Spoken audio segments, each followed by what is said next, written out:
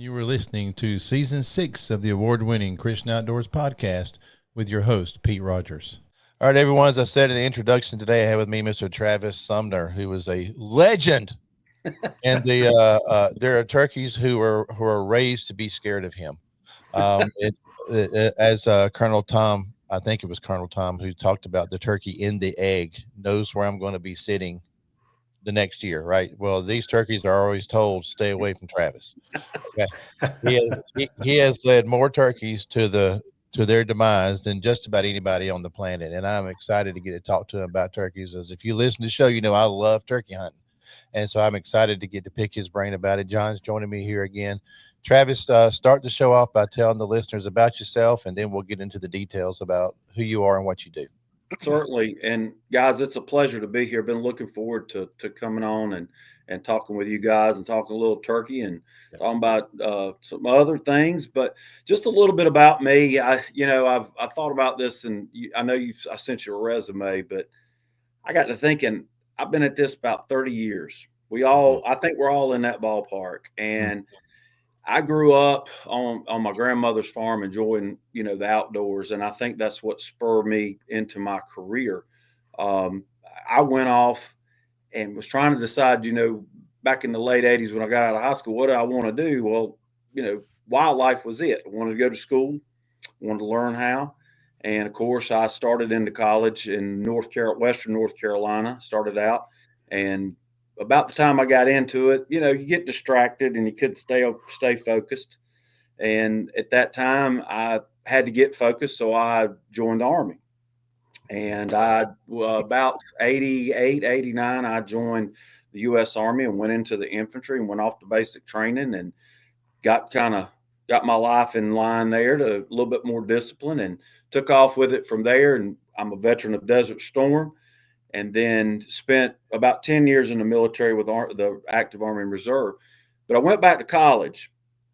And when I went back to college, I was a little bit more serious about my studying. And I've had opportunities, I guess, within my career to work with young people looking to go down this path. And I said, you got to be serious about it. The other thing is, don't expect to get rich doing it. Exactly. So you got to love what you do. And I love what I do. And I'm blessed to do what I do when it comes to that. But I spent a lot of time. One thing that I did point out to these young students was, you've got to get yourself known. It's not about how many certificates you have behind your head. People want to know you and know all about you. And I think that's what helped me. So at that time, I started kind of volunteering with, at that time, you guys will remember, South Carolina Wildlife and Marine Resources Department in Union, South Carolina, getting closer to you over there. Yeah. And as I rolled along, that kind of led into my name getting out there and people knowing who I was and saw how I worked and saw my love for it.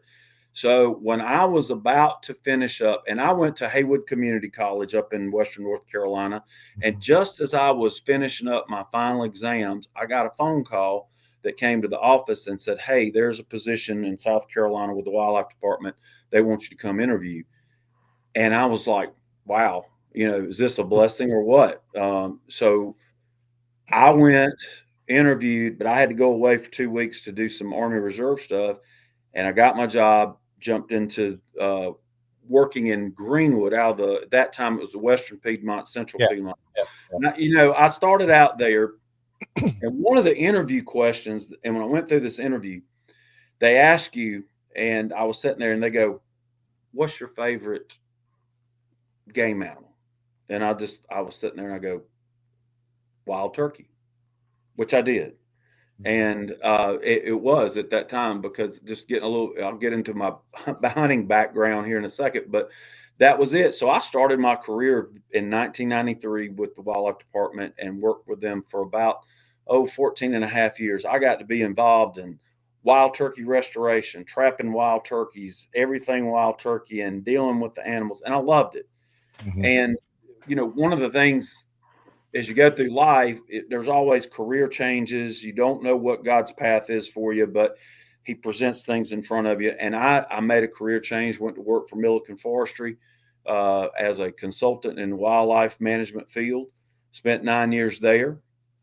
Then I got a job offer from the National Wild Turkey Federation that led me to start. I don't know if you guys have been there, and a lot of people have. It's the Hunting Heritage Center, Yeah, I've and been it there. was all that property out back, the shooting complex. So I Mhm. helped design that, and the wildlife habitat aspect of it. Right. And then as I moved along, I started getting involved in mentored hunts, taking people hunting, teaching people how to hunt, the R3 movement, and worked nationally and started developing programs there like the Hunting 101s and working with different chapters across the state. As that led to my involvement, I got more involved with the TV shows there, and we were trying to show how it wasn't about just shooting a turkey, but it was about the experience of being out in the spring woods. And that's, to me, is what I live for every day now, is sharing that experience. So I went through that for about probably 7 to 9 years, and now I got a job offer for working with the South Carolina Wildlife Partnership. Don't know if you guys are familiar with that. The South Carolina Wildlife Partnership was kind of brought together in 2017 by a group of guys that wanted to look into providing more hunting opportunities for folks. And what they did is work closely with the South Carolina DNR through the draw hunt system. I don't know if you guys duck hunt. It's through that. So what we were doing was working with private landowners. And as we started working with those private landowners to allow public hunts or public hunts being turkeys and ducks. And since I've come on board, we've taken that to another level with deer, with doves. It may be quail. We're just providing more and more opportunities, not only to the draw hunters, but we're catering to the Outdoor Dream Foundation. I'll talk a little bit about that, what I do with them, military groups. We've worked with a lot of church groups and getting young men out there, and well, not just men, young girls on dove fields, and we work through all those programs. So right now I'm the state director for them.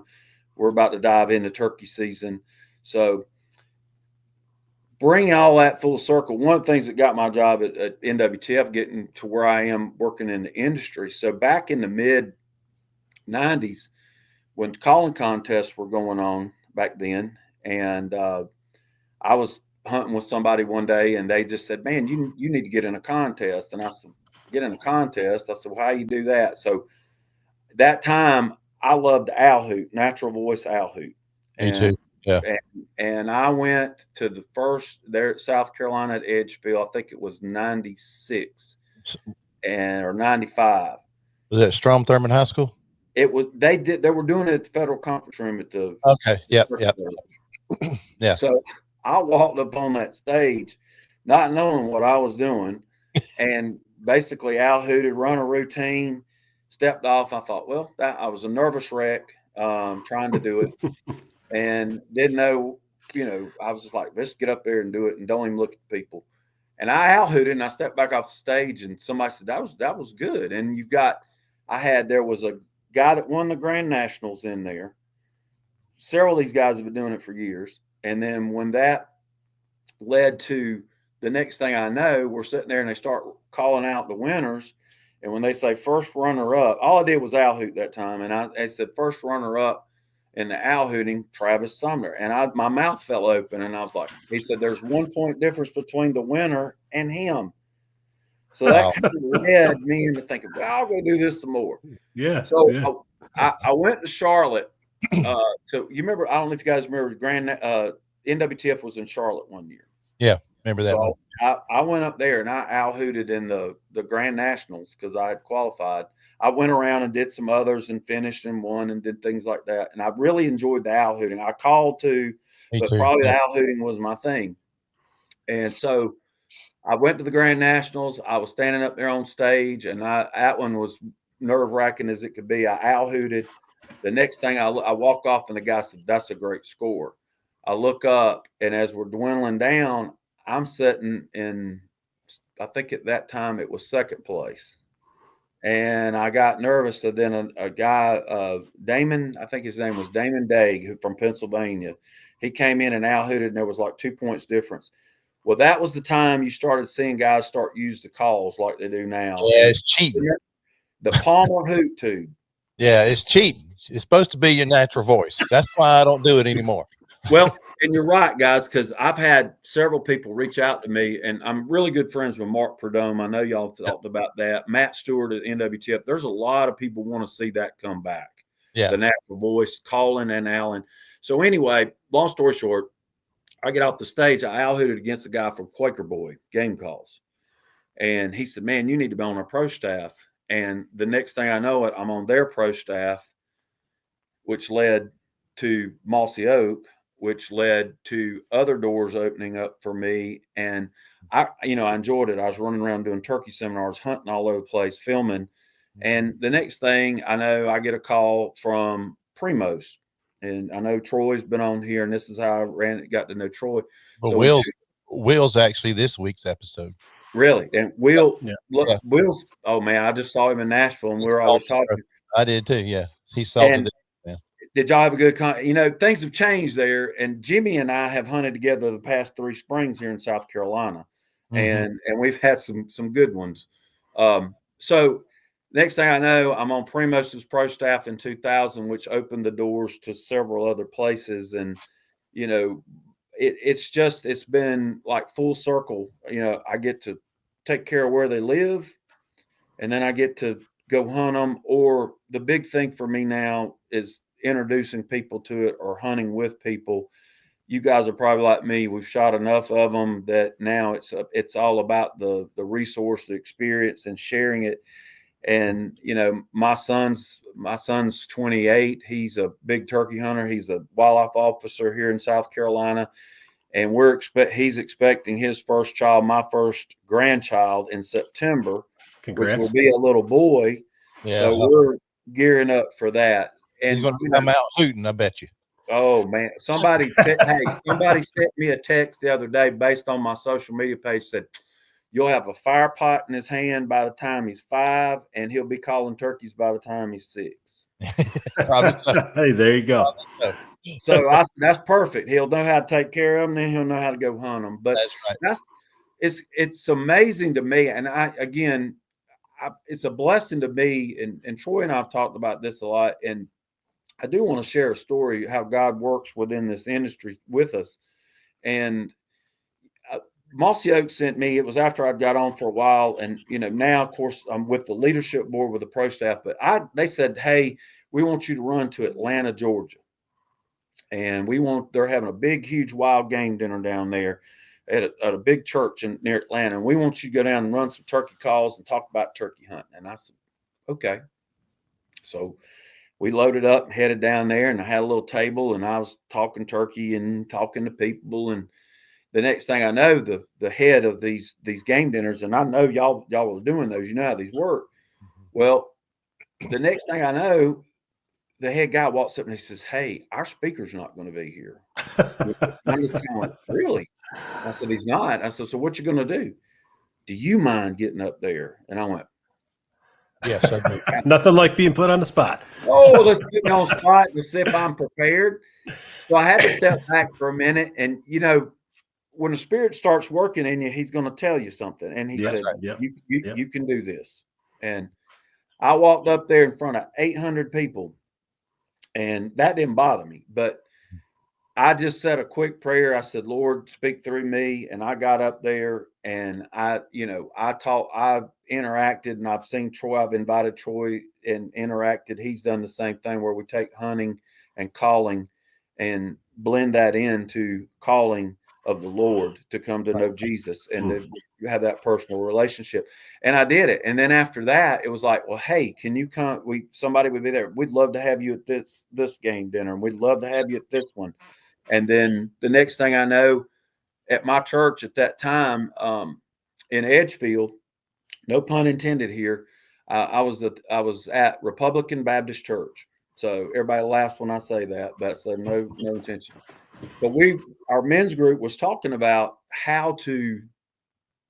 what could we do in our community as outreach, and what could we do for young men. And at that time, John Delahow, the Connie Maxwell home, we were doing little deer hunts and things like that. And finally, I was telling my pastor about going and speaking at these different events, these wild game dinners.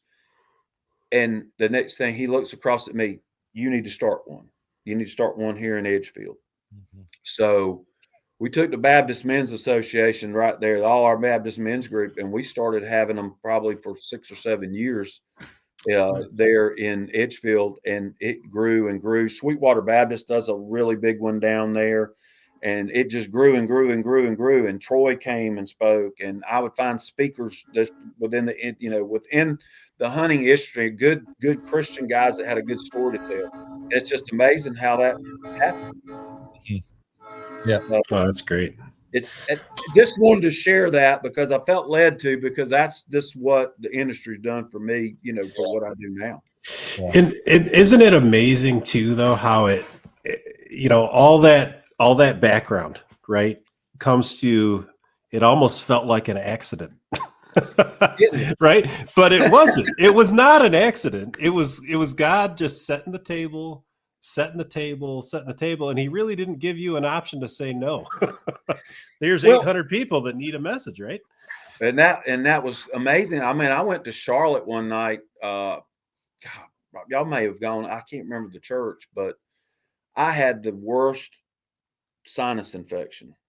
And I told my wife, I said, Dina, I said, I feel horrible. But I got up there and I spoke and did some calling. And I always had a video reel people could watch and things about what I've done. But it is amazing. It's like my entire career. I had an uncle who tried to talk me into being a veterinarian at one time. And, I feel like at this point in my life, this is where God's kind of led me. And there's been changes. I told somebody I wasn't job hopping when I was doing all the career, but I said, I feel like, you pray about what you're going to do and where God's leading you. And that's what it did. And in full circle at NWTF, I was like, well, here I am working in the industry. Here I manage property. So I bring this all together and then I share it with other people on how to manage your property, how to learn how to hunt. And I think that's the great opportunity for the industry. And what a lot of us out here that do, that's the same way with sharing the message, God's message. It is. And it's about full circle about your life and what you do and what's happened throughout your life, the ups and downs. And I mean, it's just like hunting. Think about turkey hunting. We're talking about it, and how many bad days are they compared to the good days? Way more. And we're about to learn that. Way more. Our turkey beats us way more than we beat them. This morning, guys, I had a friend of mine that was in Florida, and I said, man, they're just whacking them down there right now. And he said, he calls the first thing this morning. I'm driving back from Peace Property, and he said, they beat us up. They beat us up bad. He said, I said, now don't tell me that. I said, that's out of 10 hunts, you're going to get beat up 5 to 6 of those before you have the other 4 or 5 that are good. Yeah. So I just said, well, I hate it for you. I said, welcome back to South Carolina in the opening week, and you're going to get beat up by Friday. That's right. Right. We're way past the good old days of turkeys in South Carolina. Isn't it amazing, guys? I was fortunate enough to grow up during the good times. I killed my first turkey in Edgefield County, just off Highway 430, because I grew up in Saluda, and so I killed a turkey before I ever killed a deer, and so I've been hooked on turkeys ever since 1978 when I killed my first one, and it's just been ever since then. So I saw for all through the 80s and 90s during the peak of turkeys, but I tell you what's going on now. I've already had shows about it, but I was telling somebody yesterday, I could step out here at my hunting camp where I am any morning, just 3 years ago, and I could hear 7 turkeys gobbling. Hadn't heard one yet. Hadn't heard one all season. I walked around the whole property yesterday. Didn't find a track. Didn't find any scratches. I don't know what's happened to them. We didn't kill too many of them because I'd only kill 1 a year off this place.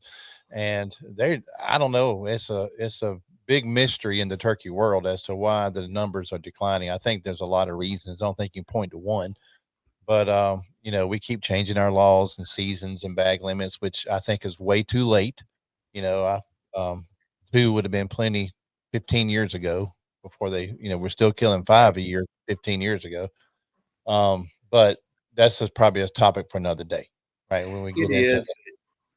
You're on the ballpark. Being someone who came from the wildlife department, who moved them around and restored them, that's had a love and a passion for them to what I do today. And I've got some things in the works, and it may be another discussion for another podcast. And I'll share this to you off air that I'm okay, working on.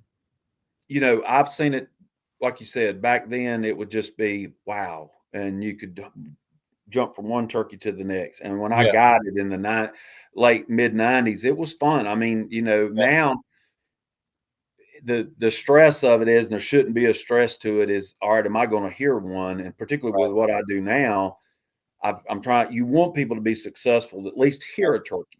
The right. tagging is the icing on At the least cake. at least be able to work one a little bit. Exactly.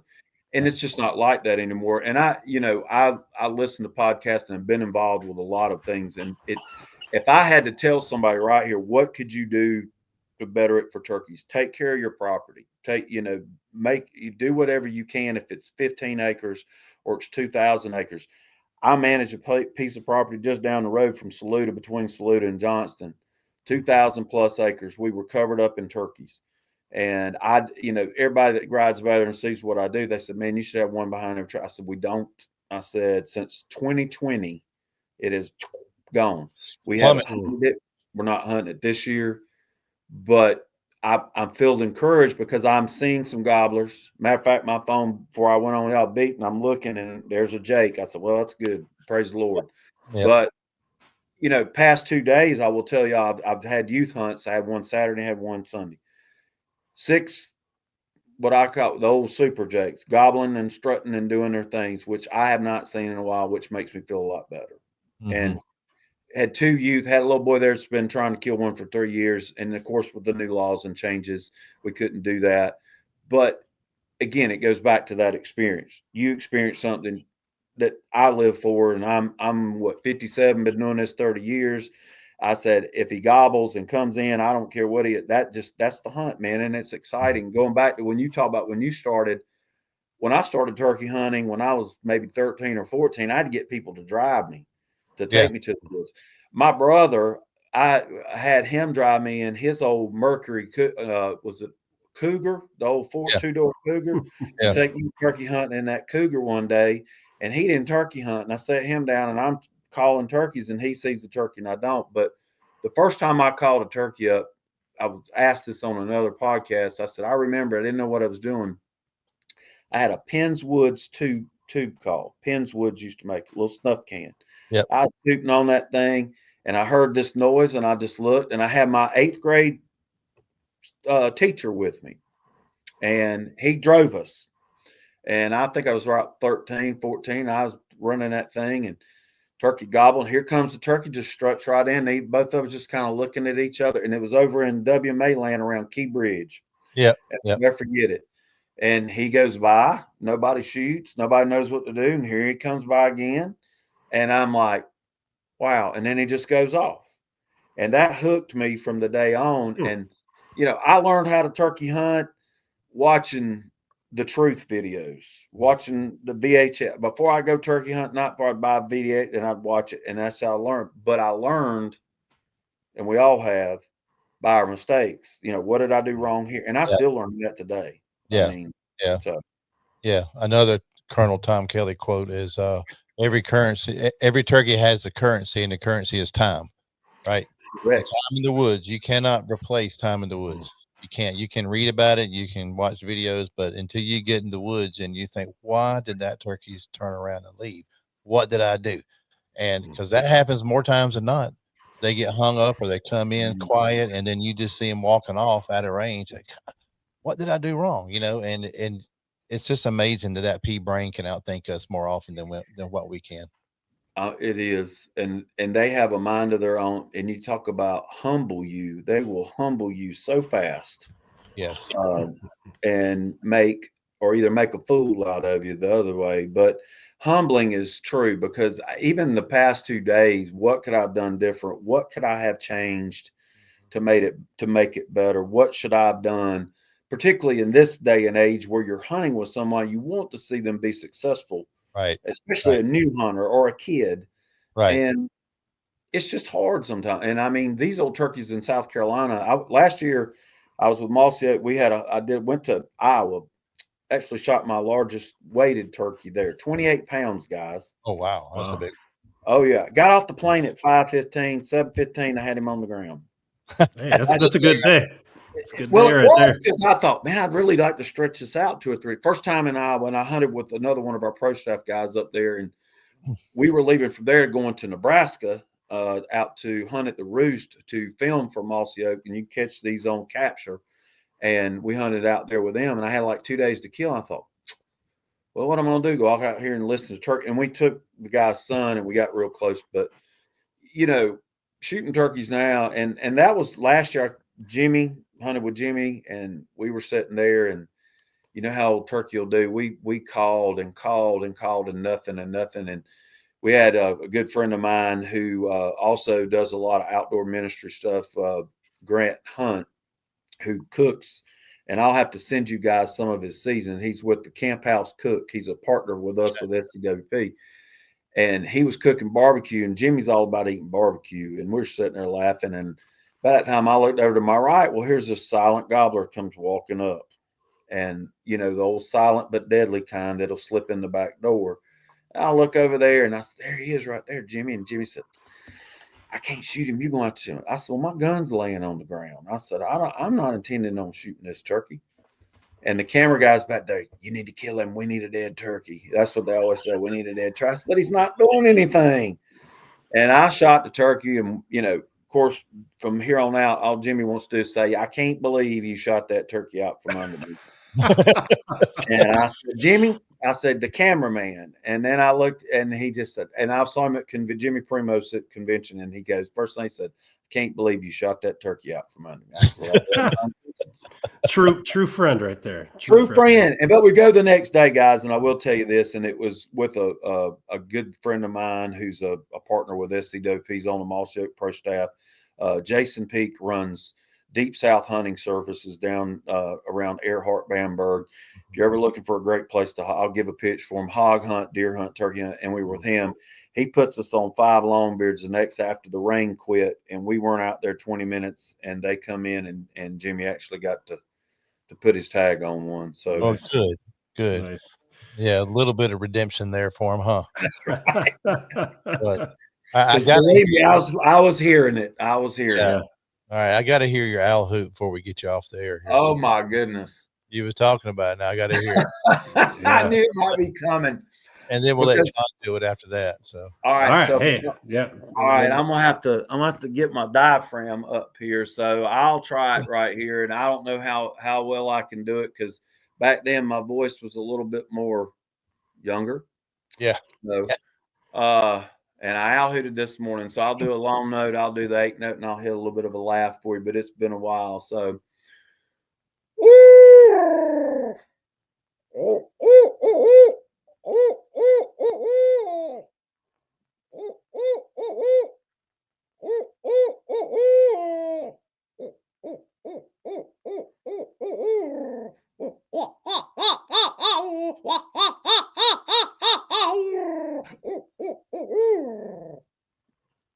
Man, that is good. I want to gobble when I hear that.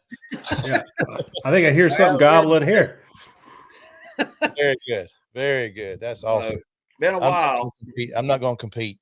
I'm not going to do that. Nope. Nice. That was really good. Nice. So what do you so you've run the full gamut, right, of the turkey world. And you know, obviously there's a lot of new hunters out there wanting to get in. What do you tell them for, hey, here's where I'd start. Here's what I would do. I think to get started is there's guys, y'all know as well that when I mentioned the video, remember I bet you both remember do you remember the Pieces of April video, VH1? A couple guys down in the low country. I can't remember their names off the top of the head, but these VHS videos are what I learned how to turkey hunt. When I was at NWTF, I worked with a group, and we put together a series on learn to turkey hunt, and it was different videos. And now there's so much on social media. I think that's a good way to start. I think you go there, and these are through Mastering the Art. Primos made those. I remember those. Yeah. Mossy Oak University. You can go on YouTube and click on those, and it'll talk about locating turkeys, setup, how to run a box call. And a box call to me, that's always that, or the push pins are the best thing. So if you're starting out, and we would always tell this, is if you can get in a program, there's all kinds of, like with us with SCWP, and NWTF is still doing those, where you can do a minute or learn hunt and go out with somebody or somebody like you guys. I try to help organize and still do those things. It's just like these young kids, but the kids, one thing we found out with children, getting back to what you were asking me, you take a child hunting, but if the parent don't hunt, it's not there to teach them or take them. Like we all grew up. I grew up right by my dad, and bless his soul, he's 80 years old. I'm taking him out opening day. We tried last year several times, but it wasn't successful. It's kind of like getting like the Fox Hayes story. Yeah. But these groups can, if you've got a really good mentor, which they changed the name to guide, it's not about when it comes time for the shot, forcing them into the shot. It's about teaching them as you go along. It's, why do we walk so slow in the woods? Why do we stand here and listen? Why do we owl hoot? Why do we crow call? Why are we calling to the turkey this way? It's finding somebody that can teach them and guide them along like a mentor. I still enjoy it. It's like, I'm a part of Bass Pro's hunting team down here in Augusta. And when I'm there all the time, people are asking. The young adult world is the one that you just kind of focus on, because that's the future of hunting for us. The kids, again, if the parents don't do it, they love it. And I told a group one time, it went to a turkey camp there at NWTF, and I did that. And I made the parents come in, and I said, how many of you kids would like to go turkey hunting? Hands fly up. Parents are standing there. And I said, how many of you turkey hunt? One or two. I said, you need to be the ones to learn, to take them and teach them and set a foundation for them so they can go hunt. I think it's just start out basic. Go watch YouTube, go to these things and watch them over and over and over. I'm sure if you Google my name, you can go in and find some of the ones we did at NWTF. We did a lot during the COVID years on social media of learning to turkey hunt. And that's the way to get started. Don't try to do. When I started, go as much as you can, and the best teacher is going to be that turkey and the mistakes you make. The mistakes you make are going to teach you how to be a better hunter, and I still learn that today. Yep. And I would also add to that, Travis, is if you're new to this, don't try to master a diaphragm call to start with. No. Because I still can't do a diaphragm, bro. I'm a friction guy. I am a friction. I still have my Lynch's World Champion double-sided box call. I bought at Ace Hardware for $14 in Saluda when I was a teenager. You got it. There it is, baby.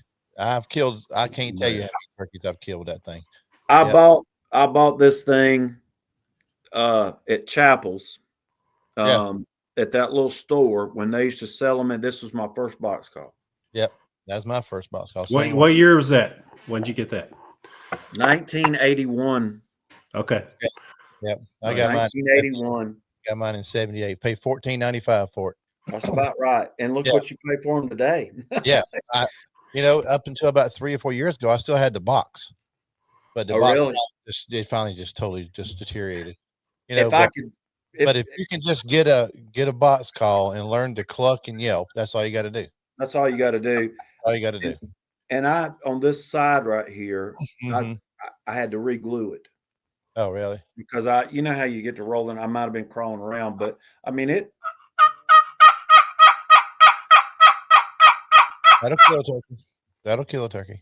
That's all you got. I mean, that little box, and it's got the, you could gobble with it. And because I would stand there in the store by my dad, and I'd always stare at the turkey. It's during turkey season when you had to go to the check stations, and and that's where I found it. That was my first box call. Yes. But diaphragm, no. I've had people, hey, how you do that? And I said, no, don't start with that. Start with a box, start with a slate, and then that's part of even the push pin, and you'll be on your way. Now, do you use diaphragms now yourself? I do. That's kind of my go-to. You know, I don't have any here upstairs with me, but that's my staple, I think, is my mouth call, because back when I was calling, but I really like that because your hands free, and I can, call with that. It's a box to me is kind of a starter, a locator, but I have got in situations where he'll hang up running that mouth call and you need to change the pace. And I know I've had people I've hunted with, I've had people who have, camera guys will look at me and say, "Man, get that box out, stroke that, hit that box call, and get him to break." And that's kind of been a bit. But I'm a 3-reed person, and I am a bat wing or a half moon with a bat wing cut. Those are my favorites. Mm-hmm. Okay. Yeah, the I bat like wing, a good high-low rasp. High-low rasp. Yep. And some of the calls that are that I like that are not used very much. You referenced one earlier is a tube call and a trumpet call. I really, really like the trumpets, and one of the reasons why most people don't use them, so the turkey's never heard that before. No, right? And it's very unique sound. It is. But it's again, if I'm hunting pressure turkeys, I'm going to that's going to be my go-to is my trumpet. That's an artificial wing bone or a wing bone call for those who are listening. And it's a very unique sound. It does take a while to master, but it's, you can rest assured that very few turkeys that you're hunting have ever heard that pitch that it makes. So they're going to be more apt to respond because they haven't heard it before. If they've been called to a lot with diaphragms and box calls and slates, and you can't get them to do anything, pull out a tube call or a trumpet call, and you can probably get them to work a little bit anyway. Especially if you hunt public land. Yeah. You could take that tube call or that trumpet call where everybody's been banging away on every box call, slate call, every diaphragm, that's out there. I would recommend that, and I know we've all probably hunted those old pesky turkeys that they always say, don't get keyed in on one turkey that's giving you a fit and spend your whole season trying to get him. And it has happened. And then you start looking at switching calls to shoot that turkey. And I just exactly what we were talking about. I had a turkey that my mouth calls, my prettiest mouth calls, my prettiest slate calls, and did everything. And I kept going back and I just couldn't figure out. I pulled out one of the nastiest, gnarliest box calls I had, and he loved it, and he broke and came that day. Mm-hmm. Another one that I like on pressured turkeys, I hunted these turkeys one time that we go in, couldn't do anything with them. They'd fly down, pitch to go the way. No matter what you did, you'd call hard, you'd call soft, you would just tree call to, or not even tree call to them. So finally one morning I went in there way before daylight, and what I used is off of all my turkeys that I harvest or somebody else does, I take the primary wing feather down, and if y'all remember, Primos made the wing thing, they called it, and I love it because you can sound like a turkey flying down, you can scratch the leaves, a fight. I went in, set up against the tree, got as close as I could, and those turkeys started gobbling on the roost, crows, owls, whatever it was. And I took that wing out and I would just brush it against the bark on the tree like a hen's moving around, and they'd fire back at it. And so finally I heard them get down, and I took the wing out and then sounded like a hen hitting the ground, did it one more time, and I started scratching the leaves, and lo and behold, without even blowing a sound, here they come. Mm-hmm. And they rolled right up. It was 4 of them, and I ended up shooting one of them. So, yeah. So that scratching the leaves works really well. Ooh, man, that's like a finisher for it. It's like your trumpet. That's like the finisher. That's the finisher. All right. So you are accomplished as a turkey hunter. So the question is, some days I don't feel accomplished. Yeah, right. But what is your? You head to the woods. Obviously, you're wearing Mossy Oak. But what are you bringing with you? What's your firearm, your load, your calls that you're packing with you? If you're like, hey, these are my go-to, have to bring them. What does that look like for Travis?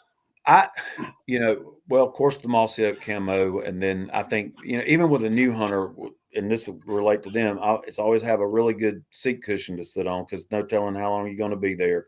I like a good thick one. I've got the wingman chairs that I take if I know I'm about to sit and wait one out. I've got that. That's always having something to be.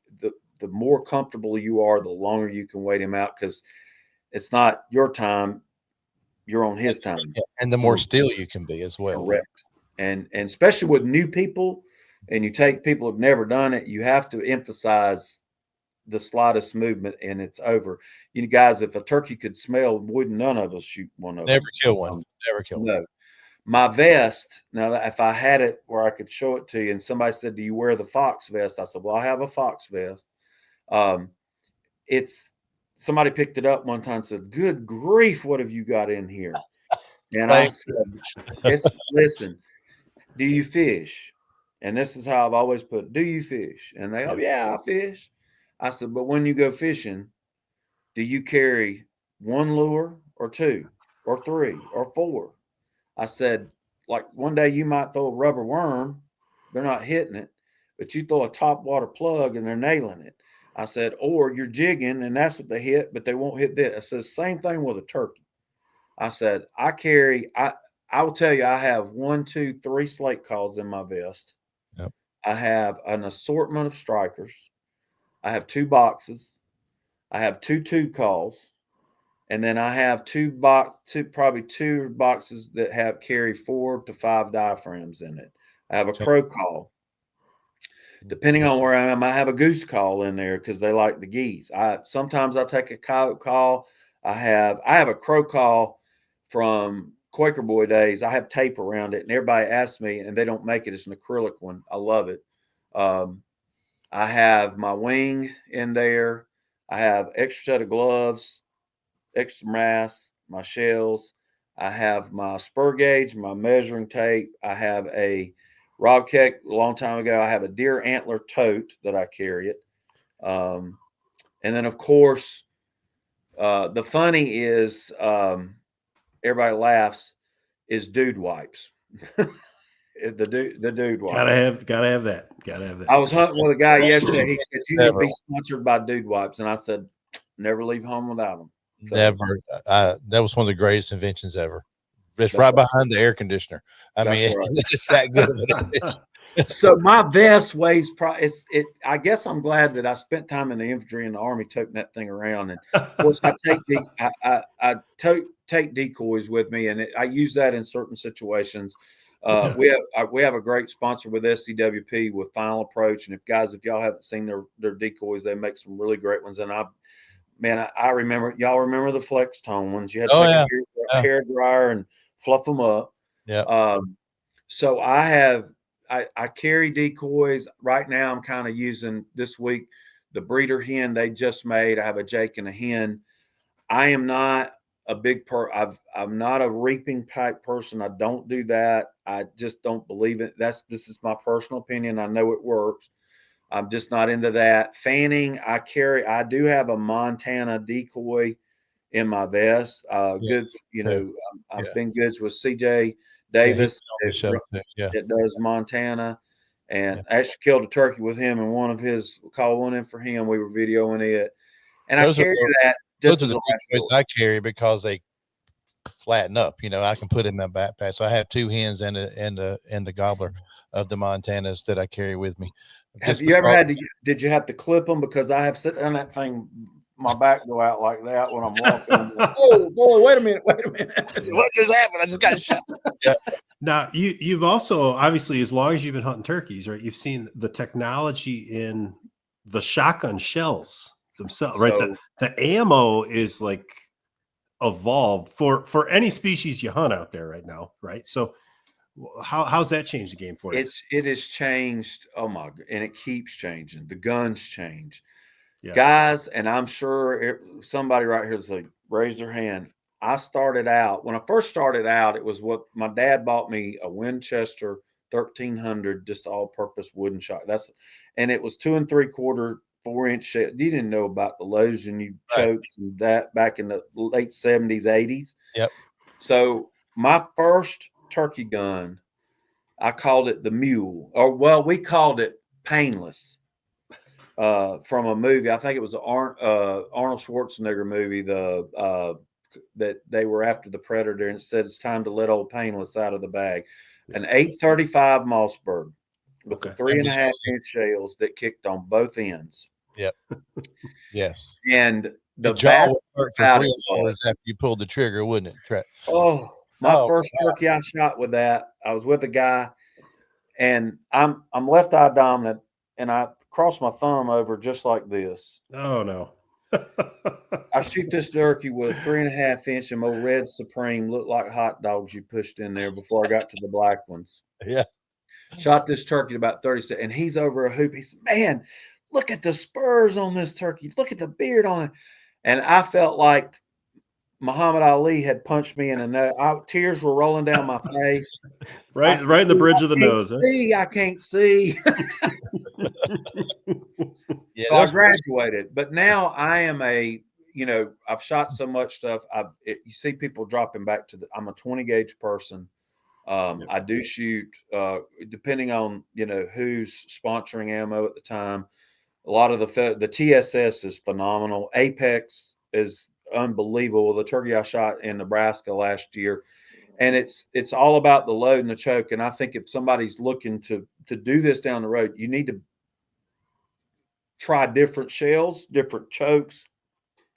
But my old Painless is down there in the safe.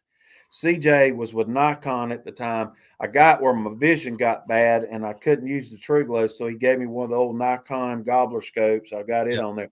So it's like down there in the archives. So now I've got a 20 gauge, the 410s. It's going to keep changing as we move along. Migra Ammunition, which is with us with SCWP, they just got their 410 loads out. It's all about this TSS and 7s, 9s, and 10s. I got turned on to a company called Windy Hill Precision, which was 9s and 10s, and it's nuts. It's just unbelievable because like you said, back in the day, we took the biggest gun you could. We thought it took the biggest gun you could shoot to kill a turkey, and shooting the 3.5-inch number 5s, and to think that now I'm shooting a 410 number 9s, right? Single shot. I mean, I had to have the automatic, and I had follow-up shots because you're just a bad shot. You get so torn up when they come in. But this gun weighs barely over 5 pounds, and we're out there all day, and you're lugging that thing versus the 835 that weighed 9 pounds. I mean, you're dragging it behind you at the end of the day by the barrel because you're just worn out. And I killed the furthest I've killed one, and I like to call turkeys in close. I don't like to shoot them at 50, 60 yards.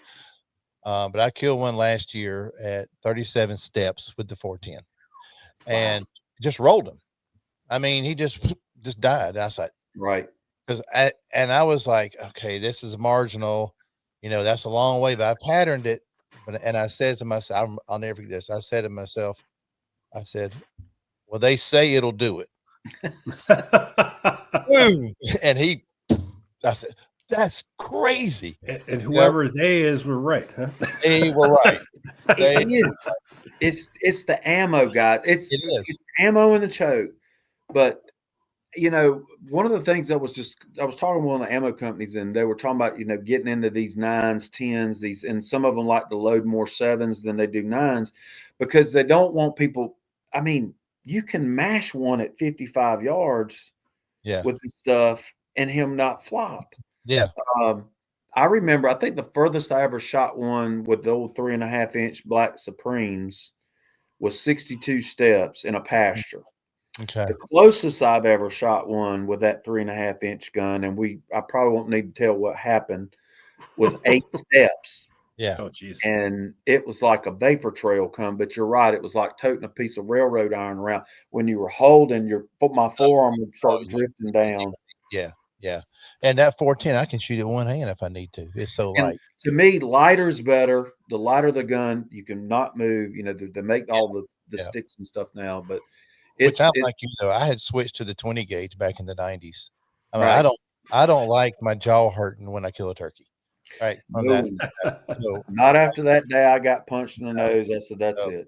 So I went to 20 gauge. I don't know, back in the 90s, I guess how long, that's 30 years ago. No, isn't it? Good gosh. Yeah. I went to a 20 gauge then just because I realized I didn't need it. Right. And I was shooting, sixes or sevens. I don't remember now what it was. And the long beards. Yeah. The Winchester long beard is probably the best lead shot ever made for turkeys, I think. And they still make a great load. When I got turned on to the heavy shot, if y'all remember that, the Yeah. Magnum Yeah. blend, Yeah. and I was hunting with a friend of mine one day, and we were fighting this poor old turkey. Well, he was out there a little bit, and I shot him through the woods, and he came and said, "Man, what'd you shoot that thing with?" And I said, "It's this Magnum blend, this blend of shells." And I was just amazed at what it does. Mm-hmm. And and I will say, when it comes to turkey guns now, I think a lot of people, there's mixed opinions out there about red dot scopes versus fixed scopes. I went to the red dots because my eyes, I don't see down the sight barrel after I missed Right. one or two with it, and then I went ahead and got a red dot. I love it. And I will say this about new folks that hunt, especially kids. If you can do that, it's like yesterday. I had a hunt. I donated a hunt to a school, a youth hunt, to go hunting with me. And I went yesterday afternoon after church and met up with the young lady and took the old Mossberg Bantam 20 gauge, and it didn't have a red dot on it. It had the fixed sights. Well, that young lady at 11 years old shot that and never flinched about how it kicked or whatever. But I think today, with new people hunting kids, it's a lot easier for them to use a dot scope, red dot, whoever makes it, to be able to feel confident about their shooting. I watched so many back in my day that they can't get right, they can't get their cheek on the stock, and that's a good tip. If you're starting It out is. with kids or a new hunter, just use a red dot. Yeah. Try to help them build their confidence before they go to the woods. Yeah. The red dot's a game changer. And I personally like the one that makes a circle instead of Oh, just a dot.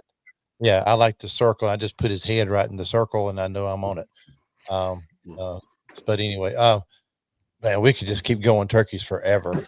We're Oh, already two we could minutes get into into this. scenarios and Yeah. stories, and the bad ones and the good ones. Yes. Well, let's transition now, Travis, if you don't mind, to Sure. the faith side of this. And would you mind sharing with the audience about your faith story? Like, did you grow up in church? Is something you came to later, or just kind of walk us through that?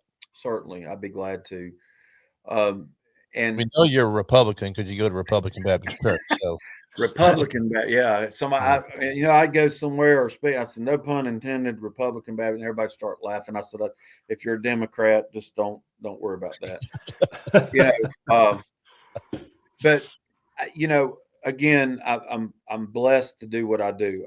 There's not a morning gets up that I'm not able to look at a sunrise from the turkey woods or a duck blind or the deer stand. And one great thing about our group at SCWP is we start every hunt out with a word of prayer. Hmm. And I did this one, our guide. We need to be thankful that we're there and we're blessed to get to do what we do. And what I've tried to emphasize a lot in my life, particularly with what I do, is I am blessed, and it is a blessing for God, and to be a good steward of his land and what he gives us. But I've tried to tie in hunting to spreading the gospel. I'm a member here now at Millbrook Baptist Church here in Aiken. We just finished up a series called Gospel Conversations, and being able to talk gospel conversations with folks within our neighborhood when we're out hunting. You just don't know what God's going to put in front of you. You don't know what people have gone through. And to me, hunting and being in the woods and calling game is the same as life. There's a lot of life lessons in there. So one thing that I would say that I'm thankful for in my family is a foundation, and a Christian foundation, that I was brought up in church, and it was my family. When I talked about parents earlier with kids not being able to turkey hunt because they don't. And I've said this in several places where I've gone and spoken, that I may have a kid come up there and run a box call and teach him how to run it. I said, but you as parents, where's your foundation in church? Are you teaching your kids first that God should be first in their lives, and that Jesus is first in their lives? And you should, instead of making sure they're a great ball player or a great turkey caller, first, they should be a good person who loves Jesus, who loves the Lord. And that's what I'm thankful for in my family. And my dad, God bless him, my kids, we brought all our children up in church. You can bring your kids up in church. I think the key thing there for me as a young person is the foundation. Set the foundation first, because no matter what, and I'll talk a little bit about this in my life, as you move forward as a younger age, when you get in your teenage years and your college years and your younger years, there are distractions. There's a lot of distractions, and Satan's always trying to do that to us. He's trying to pull us off the path that we need to be on. And that happened to me. And praise the Lord that he brought me back, on that path. And now, I was saved just like a lot of young people in a Christian church, my grandmother's church. I always refer to my grandmother because I spent a lot of time on a farm. That's where I hunted for the first time. But I remember as a young man, and you folks that are parents out there, remember this. This is where it's instilled in me today that I instilled into my children. I remember watching my grandfather get up every morning, milk cows, come back, sit in a chair, open his Bible, and do their devotions every day. I watched my grandmother. I sat by her on her bed. She read her devotions to me. We were at church Sunday night, Wednesday, Bible school, youth functions. That's the foundation that I was brought up in, and I really enjoyed it. And I feel like that's what every parent, we don't see that today, guys. You do not see that today. And that just shows you, I think time is coming. God is it's the labor pains have started. And I just would if you're a parent, please make sure that you do that, not only for your children, but you need to be focused on God, and your life needs to be full. So I got saved in a Sunday school class. I love that Sunday school teacher. She used to do the flannel graphs. Do you guys ever remember? Yeah, remember those? Oh, I loved them. I mean, you just didn't know, from Noah's Ark was my favorite, if believe it or not, with wild animals now. And I got saved and I got baptized in that church at a very young age. But, as I went through my life, I, got into college. There are distractions, just like with anybody. And it's the same thing with hunting. You can get distracted, on a hunt and not focus on what you're doing. But you can make mistakes just like you do in a hunt. And I made mistakes. I got off the path where I wasn't going to church. I got off the path where I wasn't reading my Bible daily. And when I went down that path, it was like a life of not destruction, but it went back to that foundation that in my mind, I knew the Holy Spirit was speaking to me. You need to get back on track. And that's what happened when I went back into the Army. And when I got out of the Army and got back in my career, I moved to South Carolina. I met a young lady down here. I got married.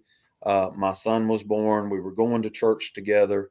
And everybody was going to church. We started my children. We had set that foundation, and we went through church. And we were married. My daughter came along, and as we were going through life, again, distractions. And I'm not going to get into a whole lot of details, but it came down a path where some not being true to each other happened within our marriage. And it's a lot of like the mistakes of hunting. You make a mistake, you're not successful in it. And I would say this when it comes to marriage is there has to be two working together. And that just was not happening at that time. And of course, I went through a time spell that I wasn't sure wasn't happening, what to do. And I really got off the path again of not letting God, going to God and getting on my knees and praying and say, God, I'm going to give it to you. I'm going to let you handle this.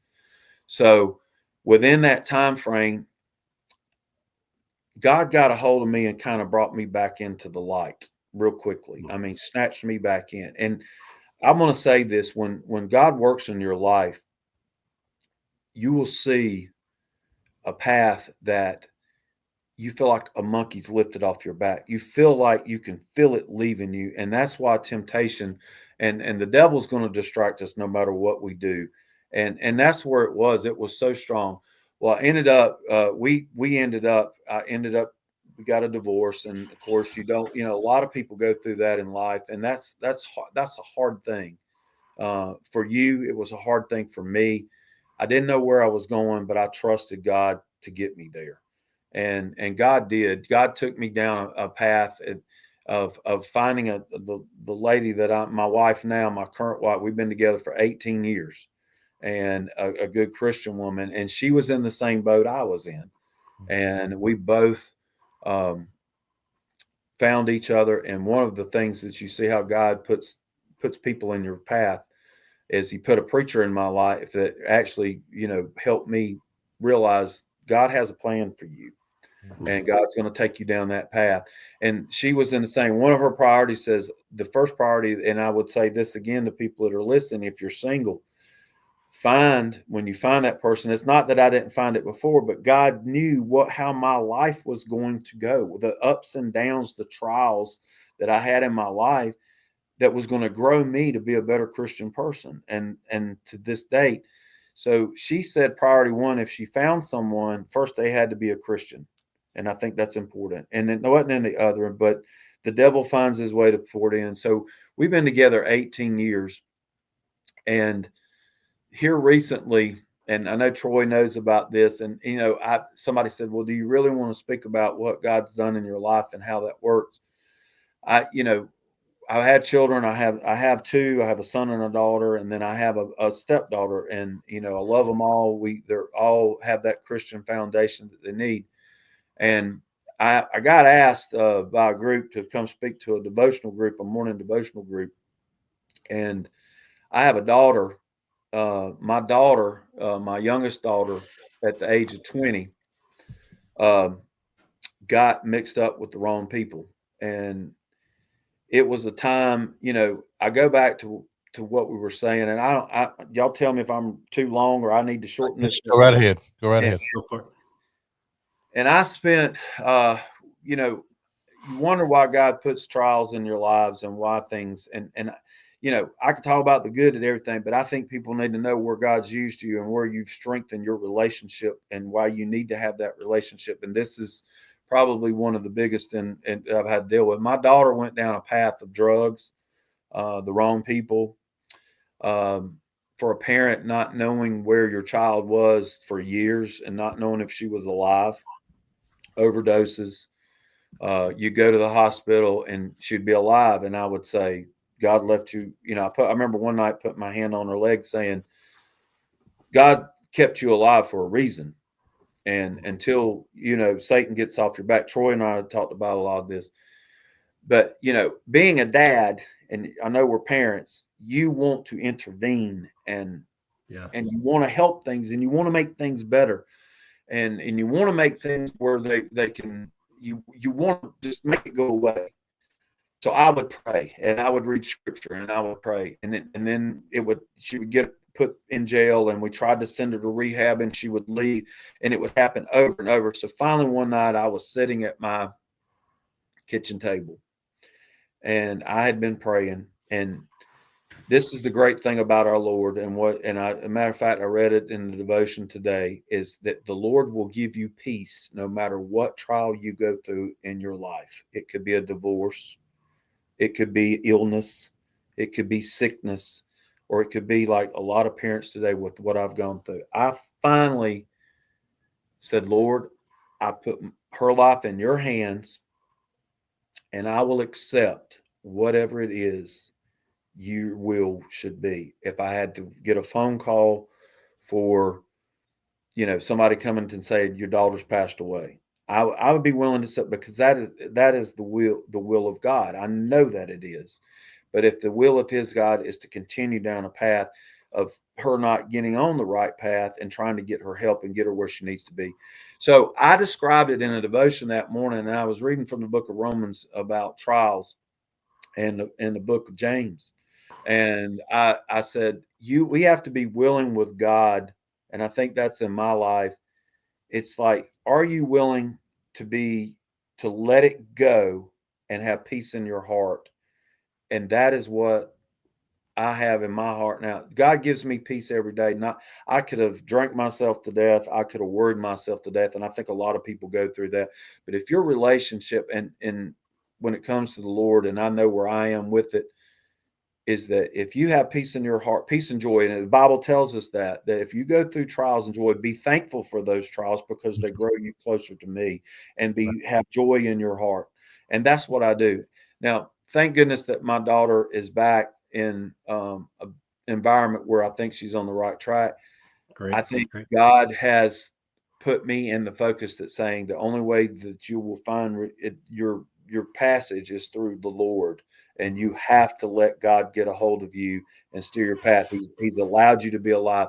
And I described it as if you've ever seen the Indiana Jones movie, The Last Crusade, where he has to step out and not know that that bridge is there. Mhm. I would tell people that have gone through hardship in their life and you've gone through ups and downs, and I look back across my life at all the trials that I've gone through. Believe me, I've been blessed in the joys of what I get to do, but we talk about the trials, is that God has used that to grow me, and I've been able to take that step of faith and trust, the word trust, to know that whatever his will may be, is I will accept it, because again, we're only here for the short time. We should all be looking ahead to the future of eternal life.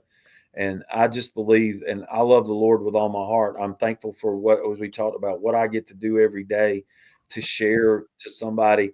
And it's just like hunting. You have a good day and you have a bad day, all in life. Set a foundation with your children. Make sure that, and again, to this day, I'm thankful that I had that young foundation of Jesus in my life and my parents and what they did. Mhm. Even though I went through ups and downs in my life, it helped me get through it. As hard as it was, and as many times as I've shed tears and been on my knees in my life, I am able to trust the Lord, to have peace in my heart, and go about my day and know if my days are over today or tomorrow, where I'm going, it's like I told my daughter, is your name in the Lamb's Book of Life? When he Right. opens that, is your name going to be there? Or he's going to say, get away from me, I never knew you. And I think that's the part about where my faith is in God, and how much I enjoy being able to share with people. It's those gospel conversations. Hey, can I pray for you? If I step up to the grocery store, and somebody looks at me, is there something I can pray for you? Yeah. Uh, Yeah. so that's my faith. That's where I am with life. It's been an up and down, and I don't know what God has planned for me, in the future. I hope I'm able to share the gospel through hunting. I'm hoping that I'm able to share my life experience with people.